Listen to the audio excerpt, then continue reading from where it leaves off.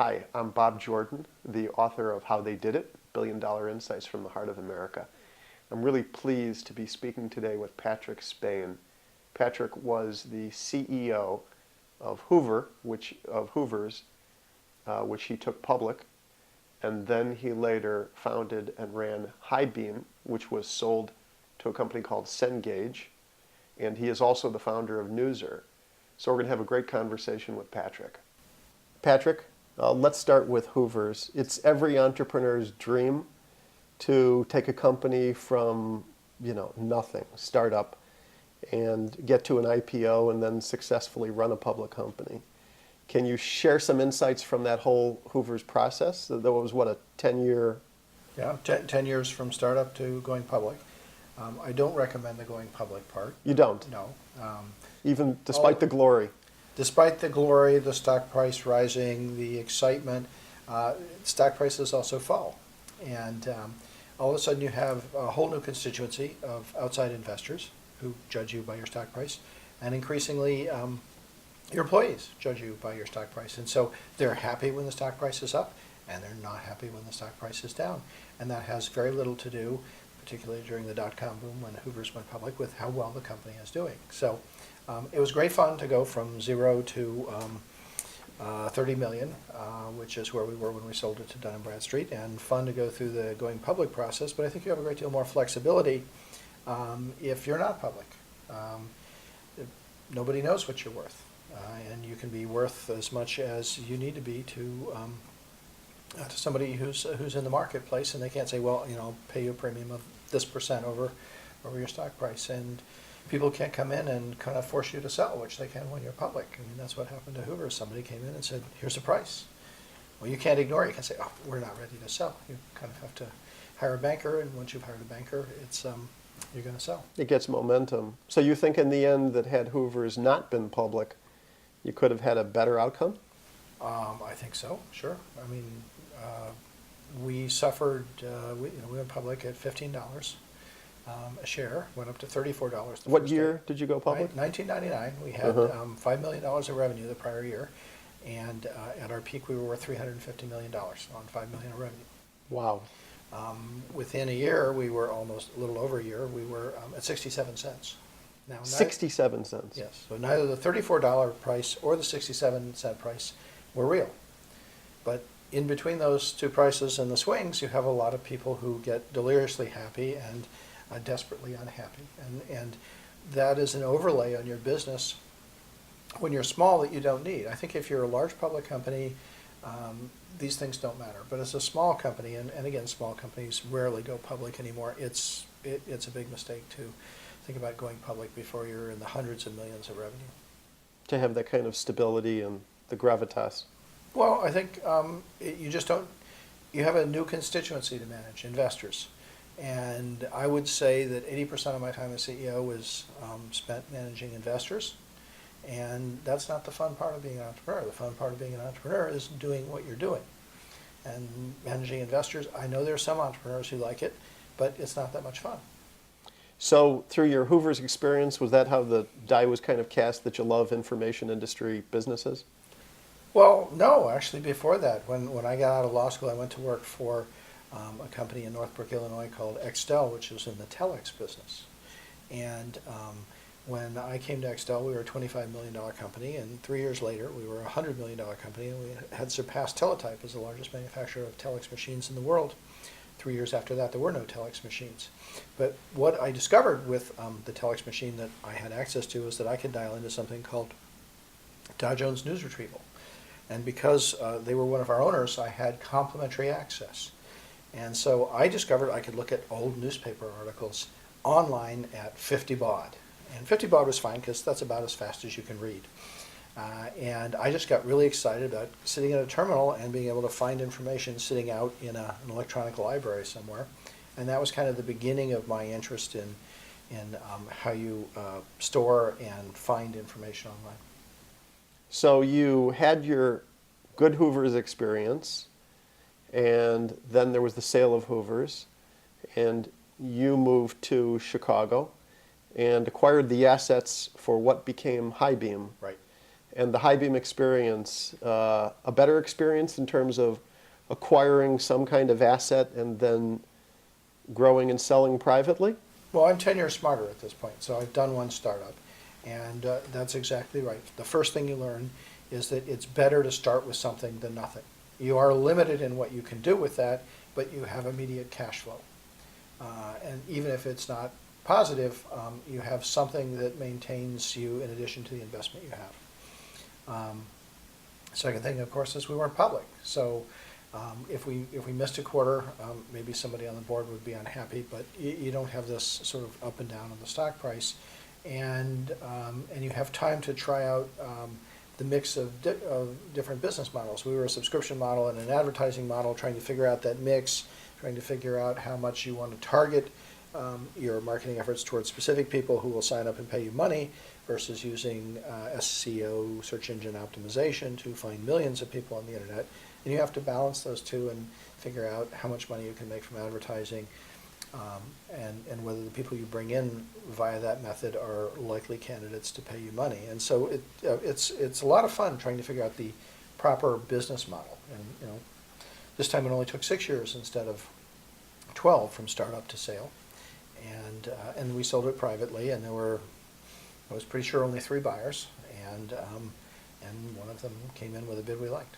And that was a good outcome to Cengage, the buyer. Well, the company is now 5 times larger than it was when I sold it 2 years ago. Now they've added things to that, but the company, the HighBeam itself, has grown as well. And I think they're, best as I can tell, they're very happy with what they got, just as Dun & Bradstreet's very happy with Hoover's. So the brand names live, even if the corporations don't. So you moved on from there with Newser, and you're now running Newser. What's the game plan for Newser? How do you win in the online news space? Well, news, since the beginning of time, has always been free. Some people thought they were paying for it when they were getting the Chicago Tribune or the Wall Street Journal delivered to their doorstep, but in fact they were just paying a part of the cost of printing the paper and delivering the newspaper. And when you look at television, network news, cable news has always been free, and newspapers have effectively always been free. And so you have to live in an advertising-supported world where you take free content and you get advertisers and audiences to come together. And that's the way it was offline, that's the way it is online. So there are some exceptions. If you're in the financial information business, you can charge people money. So the Wall Street Journal has been successful in doing that. The New York Times has been unsuccessful and discontinued their experiment in charging. They're going to come back again in a few weeks and try and charge people. I say good luck to them, but I don't think they'll make an appreciable amount of money from it. So we're in the advertising supported business at a time when advertising is in flux. We're just coming out of a recession which depressed advertising revenues, but there's also a fundamental secular structural change in how marketers are spending their dollars, online and off. And that's affecting publishers across the board. Publishers are no longer considered to be necessarily the best source of content. Companies like Johnson & Johnson and Nike have built their own content sites and prefer to sponsor their own content in some cases, as opposed to spending that money and putting it on other running sites or other sites focused on expectant mothers. Was it a good thing that Huffington Post is selling to AOL? Does that validate? Yes and no. So Huffington Post got an excellent price for their $30 million asset. They got $30 million of revenue. They got $310 million. On the other hand, as has now been disclosed by the New York Times, at Newser we were trying to buy Salon, and it largely fell through, according to the New York Times, because the price got too high because of the Huffington Post deal. So I think it's good for the industry that there are new players emerging. I think that the online news world will look a lot like the offline news world did 20 years ago. There'll be a half a dozen major players. They're going to buy the interesting sites. They're going to buy the sites that they think will get the momentum, that will give them some differentiating point of view, and that's what AOL has done with Huffington Post. Yahoo bought something called Associated Content. to enlarge their footprint and give them lots of semi-professional local content. And so everybody's sort of trying to see, what do we need to be a news provider for the future? And all of us are kind of jockeying to be one of the probably many companies they will buy. And that's likely what will happen to Newser. So, we talk to a lot of entrepreneurs, and you look at your career leading and launching and selling companies. What's the biggest challenge you've ever faced? Did you have any challenges where it was like, oh my God, this could knock us out of the game? Well, there's always that. And Always. Yeah, there's always something that can end your company. One of the things that's frequently sitting out there is a lawsuit. We never had one, but I worried about it, and we were very careful to run our businesses in ways where we were not likely to attract lawsuits. But there are they're called patent trolls, and every company I've been at has been approached by a patent troll claiming they invented the internet, or they invented the combination of a keyboard, a CRT, and RAM memory. And they say, give us money or else. And there are not patent trolls now, but there are copyright trolls out there who sue everyone who takes as much as a headline of theirs. Now, at Newser, we are a curator, but we write everything ourselves. But there's nothing to stop these people, who are well-backed, from claiming that what we do is copyright infringement and suing us. And so there's this sort of constant threat of legal action anytime you're doing something new. And if you're Google, you don't really care, because you have tens of millions of dollars to hire all the lawyers. But if you're a small company, one of these things can put you out of business. And for people who played fast and loose, a lot of those companies were put out of business by the record companies and the movie companies and what have you. So I worry about that as sort of a potentially company-ending event. Otherwise, you're always trying to balance sort of your original idea and strategy with a successful execution of that. And you're almost never right in your first execution. And I think a lot of entrepreneurs tend to stick to their original plan. I've known several entrepreneurs who do that. And they just say, nope, we're just going to figure out how to make that work. And when you were wrong, which happens frequently, and when the landscape changed, which happens equally frequently, and you don't adjust, you die. And so, but you need to keep the original idea in mind. So Newser is a good example. The idea was, how can we create, in a world that's filled with more news than you could possibly absorb, how can we kind of organize and curate that news into something that's short, sweet, and allows you to get a quick look, maybe a slightly deeper look, and then a deeper yet look. And I think we've done a wonderful job of creating a product. We have lots of fans. We have Scott Adams of Dilbert fame, who wrote what I can only call like a hymn to Newser on his blog. So I think we've got the product right.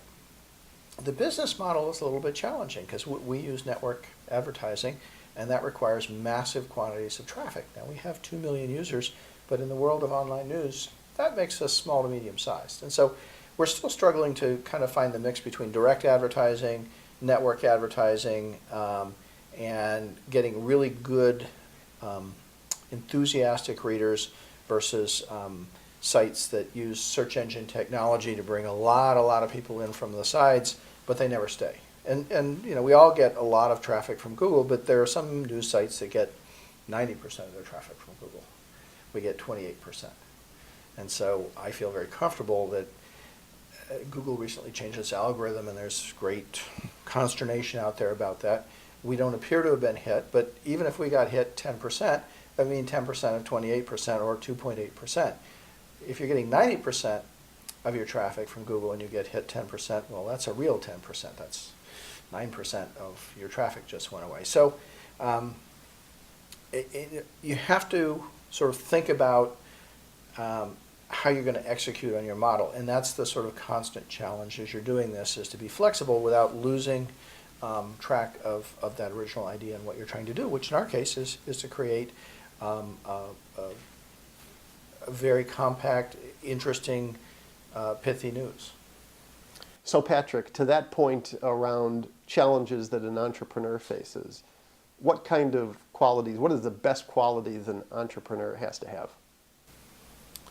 Well, there's luck, but you don't have a lot of control over that. I think patience. I mean, there are overnight successes. People do come up with a great idea, hit everything right, and they become Google or Facebook or what have you. But 99.9% of all businesses succeed because of hard work, patience, constantly changing your direction slightly to respond to what you're learning in the market. Course corrections as you learn. Yeah, as you learn. And in the end, if you're patient, you don't take huge risks, you don't bet everything on one approach, you have a much better chance of succeeding that way. I mean, sometimes you'll still fail, but it's basically about patience and hard work and some luck. Patience is a virtue. Yeah, it's the most important thing. I mean, if you become impatient, you'll make incorrect decisions to try and do something faster than it can be done. So let's also look at the flip side. What are some of the biggest, most boneheaded mistakes that entrepreneurs can make? Well, the biggest mistake that entrepreneurs in particular make, but I think we all make this mistake, is not firing people who are not good for our organization fast enough. And nobody, particularly if they're a founder or co-founder, sometimes it just isn't working out, and not getting these people who, they may still be quite talented, but they become disillusioned or unhappy, and you know, it sounds harsh, but you can't fire somebody who's unhappy fast enough. So that's a big mistake we all make, because we're mostly nice people. I have not fired lots of people fast enough in my day, and I regret it always after the fact. So I think that's one of the big mistakes. One of the other mistakes is the opposite of what I was just saying, is you say, okay, I'm going to start something that meets the market needs today. And there were a lot of people who started very interesting concepts just before the internet hit.